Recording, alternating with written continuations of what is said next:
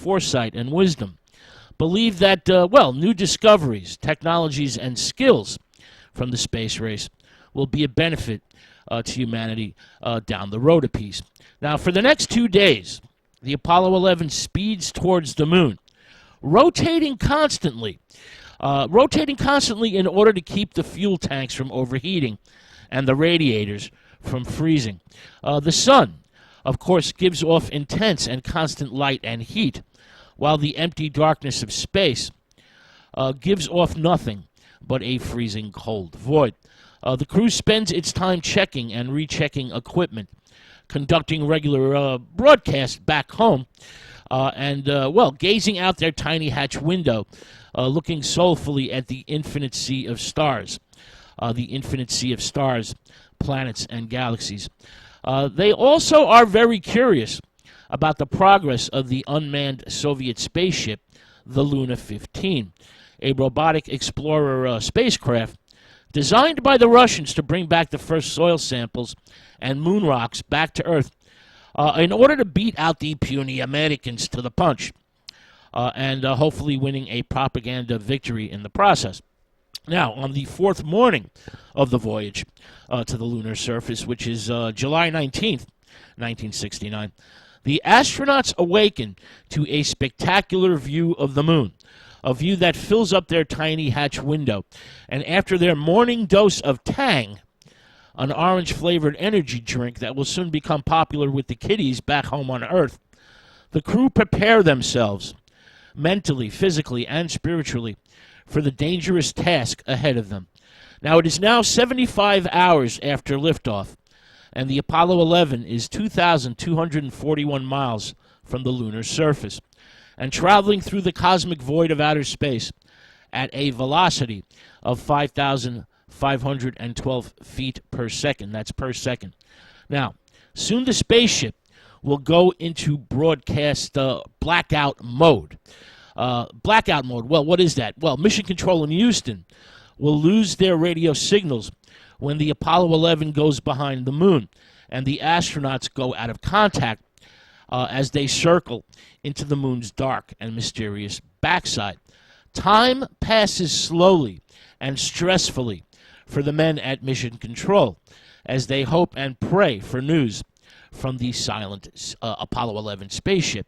The astronauts will have to fire the spacecraft's engine in order to slow the ship down and get caught up by the moon's gravity. If the rocket fails to ignite, the Apollo 11 will loop around the moon and head back towards the Earth.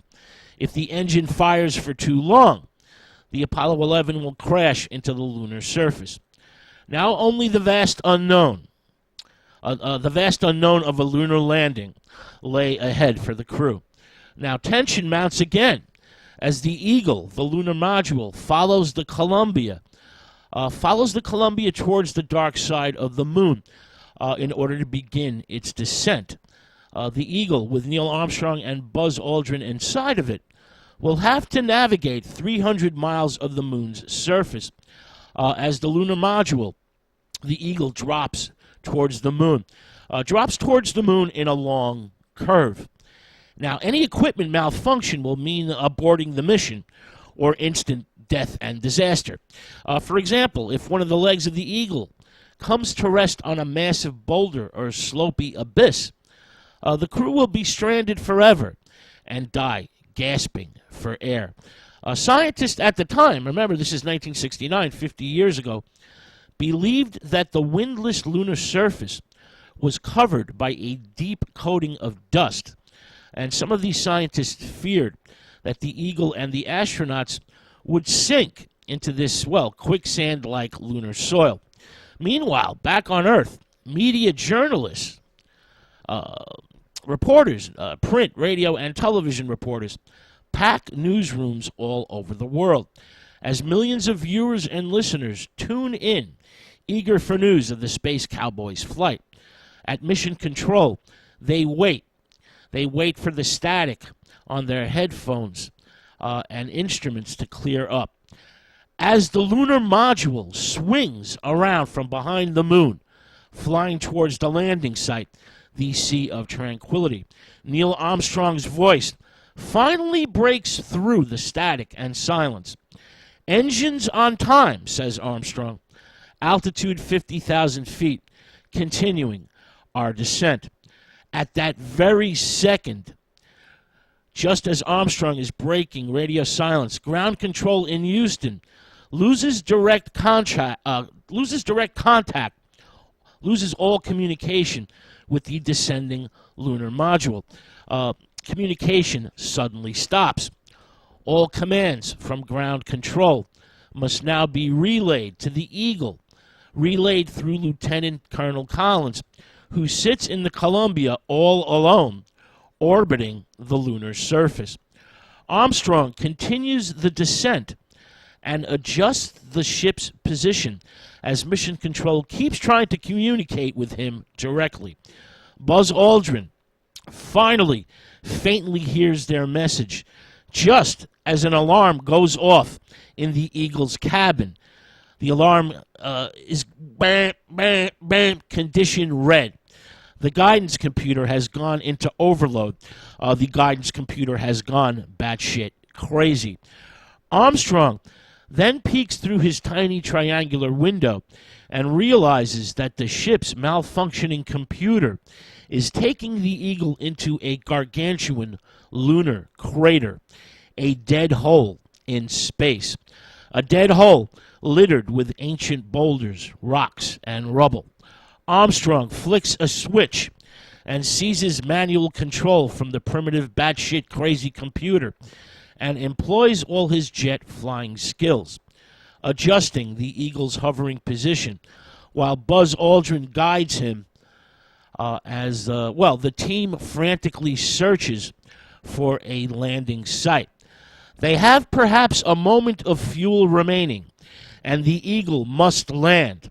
It must land inmediatamente. It has to land immediately. Prayerfully, the two astronauts lower the spacecraft as a blue light inside the cockpit flashes on. Contact. One of the lunar module's three legs, which are also probes like the feelers on a giant space insect, have touched the surface of the moon, and the rocket engine is stopped. The Eagle has landed. It has landed 4 miles west from its original planned target site, but still well within the Sea of Tranquility. Meanwhile, back on Earth, people all over the world celebrate the moon landing. Everyone's going batshit nuts. Everyone but the Soviets, that is. The Russians are less than happy due to the fact that their robotic explorer spacecraft, the Luna 15, has just crashed into the moon. Basically crashed at 300 miles per hour. The Soviets have been foiled again by fate. With that thought, we're going to take another short musical break. When we return, we're going to join Neil Armstrong and Buzz Aldrin on the lunar surface. But first, some more music. This is the Grateful Dead with a song called Standing on the Moon. Stay with us. This is God Rock Radio.